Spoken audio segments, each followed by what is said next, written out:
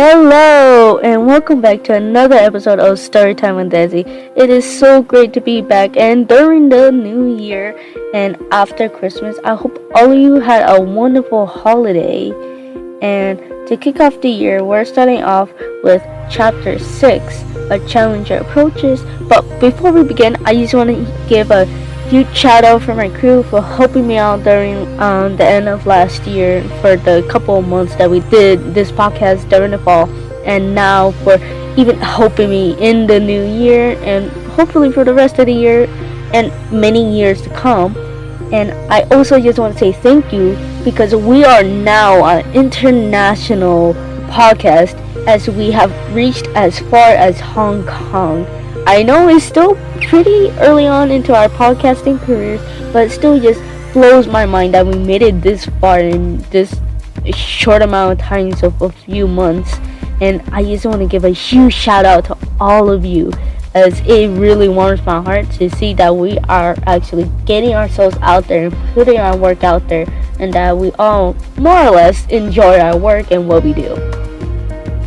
So, as a gift to you for the new year that has been brought up upon us, the Chapter 6 of Metal Plague, A Challenger Approaches.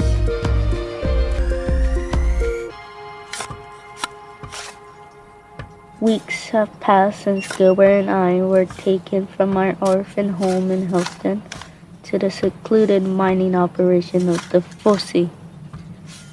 Gil and I have slowly adjusted to the mining life similar to the many orphans that inhabit the Fosse and call this place home. It was unbelievable to me that any child would consider this place home. But it's not like I can't say that I haven't experienced the feeling of a true home in many years. As the sun passes over me and the sweat of my brow glides down my face, I continually pick at the hardened stone that surrounds us all. Chipping slowly at the rock, I felt something hard against the tip of my pickaxe. In confusion, I stopped my effort to get a better look at the material. Walking closer to see the stone wall, I see a grayish material that glimmers in the sunlight. Fascinated by the material, I anxiously glance around me and then towards Gilbert. "Hey, Gil, come here," and I say towards him as he stops his work and faces me. I see the dirt that's smudged on his face and the sweat that covers his shirt. Walking towards me, he looks confused as he walks closer to my side. Oh, what is it, Hugo? Did you find some... Gil's voice trails off as he glances towards the material that I had uncovered. Gilbert's mouth drops slightly in fascination. Well, what do you suppose it is, Hugo? Gil asked me in almost a whisper as to not draw attention from the children around us. "I don't know, Gil," I reply. Shaking my head, I snap myself out of the trance and pick up my pickaxe while I nudge Gil to release him from his trance. "Help me get it out, won't you?" I ask of Gil as he also retrieves his pickaxe and helps me pick around the area surrounding the material. After a good amount of time passes by, we are finally able to pull out the material from the stone wall. After grabbing the edges of the material, which I determine is metal from a similar look it has to a bundle of scrap metal, I begin to pull on the metal. After struggling for a few seconds, Gilbert comes behind me, wraps his arms around my torso, and begins to pull with me until we both slam onto the floor with a piece of metal in my lap. Picking up the piece of metal and further examining it, it doesn't appear to be bigger than a potato, but also doesn't appear to weigh much either. Continuing to examine the material in fascination, I'm then disturbed by the coming laughter of others. Looking up, I see a group of at least 7 to 9 other orphans who seem to be a few years older than Gilbert and me, since I note that they are taller and manlike than boys. Well, what do we have here? The one in front says as he bends down a foot or two away from Gil and me as we remain sitting on the ground. The boys just reply in laughter as they stop behind the one in front of us. Getting a better look at the one in front of us, I see a black whip attached to his brown pair of pants and a sash that hangs around his right shoulder to the left side of his hip. He's too hunched over for me to see if any words are sewn onto the sash. What do they have, Louis? Huh? What they got? One of the other orphans shouts out as they jump up and down like a little kid who just found a new toy. Making connections, I determined that the one in front of us is named Louis, from the questions that the other one blurted out. Don't know, but let's find out. Louis replies, and then he grabs a piece of metal from my hands. Straining eyes try to pull back against his force to keep him from taking it. But then he kicks me and I land on my back against the dusty ground. Standing up, Louis examines the metal and his eyes widen as he lifts the metal in the air with his right hand and faces back to his group of lackeys. Looks like the newbies found some Neiman. Bet the boss will reward handsomely for this find. He shouts to his lackeys as they cheer and whoop at his proclamation. Now grabbing the attention of the orphans around us, they begin to notice the loud cheers of the group in front of us. Gritting my teeth, I quickly stand up and clench my fist as I face the group. As I got up, some of the group started to point towards me in laughter, causing Louis to turn around to face me. "That's not yours! I found it, and so it's mine!" I shout, nearly blowing steam from my nose. Grinning, Louis tosses the metal towards one of his lackeys and walks towards me. He punches me in my torso, causing me to collapse as I struggle to breathe for air. Hugo! Gil cries out as he bends down to comfort me. Squinting one eye, I look up towards Louis to see him widen his grin. It's best to stay down. Wouldn't want to worry your friend here any further, now would we? He replies as I slowly lower my head in pain of my harsh breathing. Laughing, he and his lackeys walk off as they carry away the piece of metal.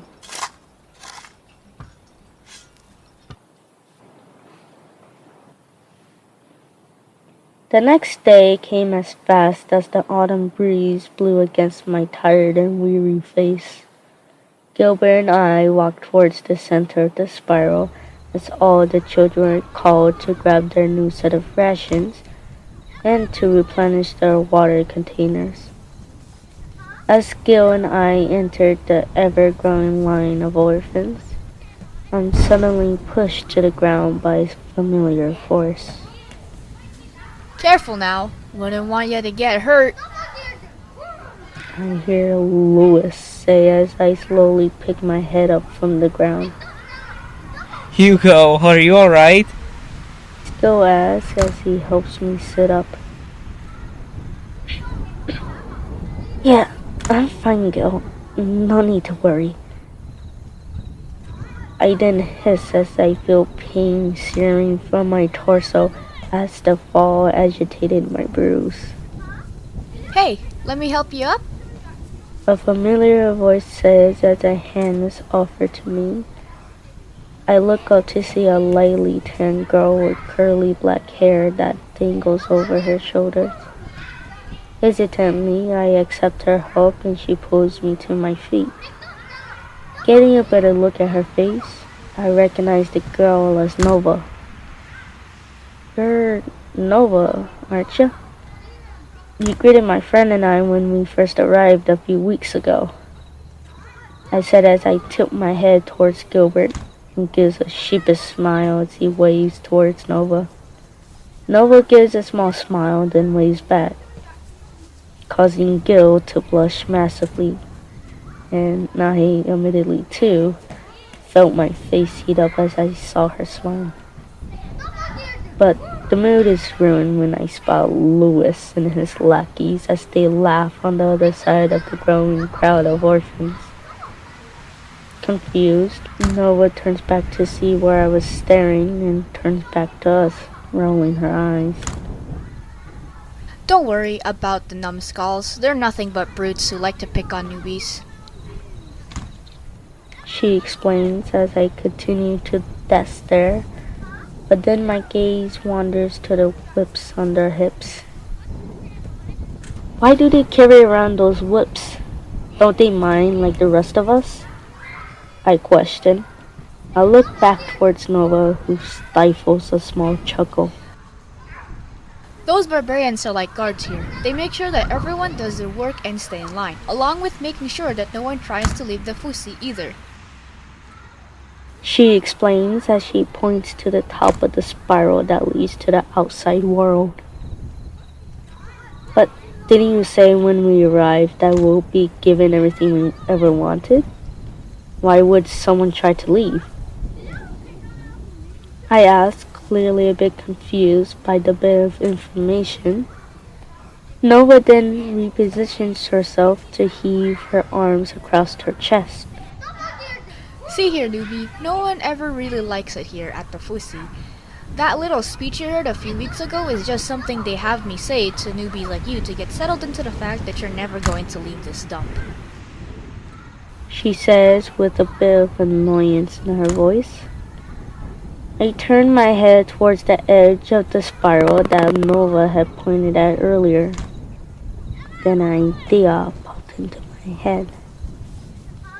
Hey Nova, you said that those brutes act like the guards around here, right? I ask, pointing to Lewis and the others. Yeah, that's right. She replies.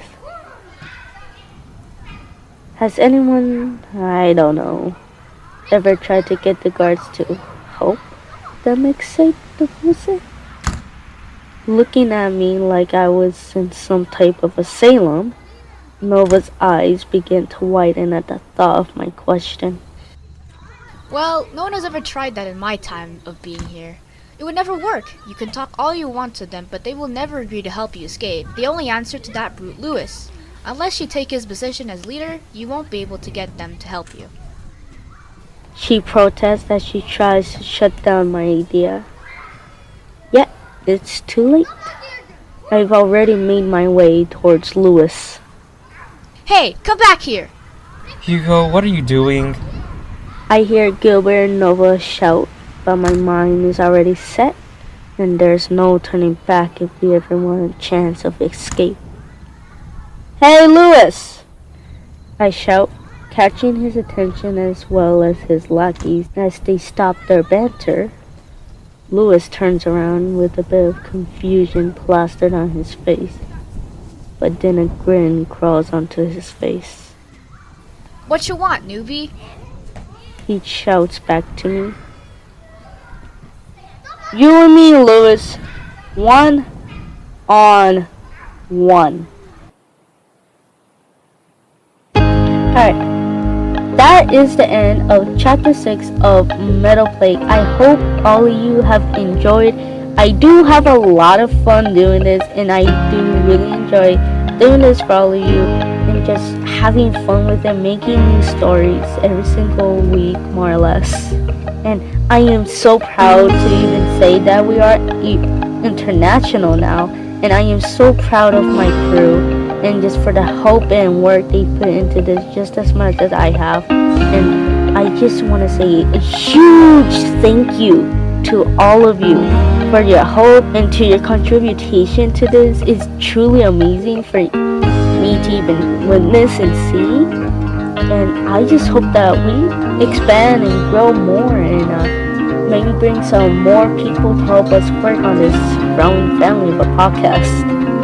But to cut this short, I'm just gonna end it off with our usual ending with me mentioning listener support. For those of you who want to help support me and my growing family of podcasters as we try to bring to life many stories that we have made ourselves.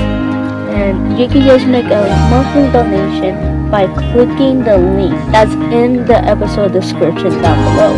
And you can also help us by going to our Patreon and checking out the stuff and benefits that you can get through there, like bloopers, shoutouts, early access, and even digital copies of the stories that you can read and listen to on your own time. And you can get all those ranging from prices from $3 to $9 a month.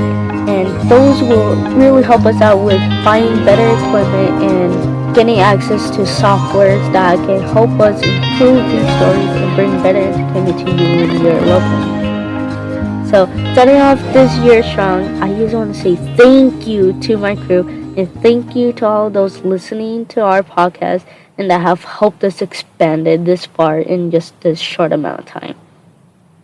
I am Desiree Gomez, and this is Storytime with Desi. Bye!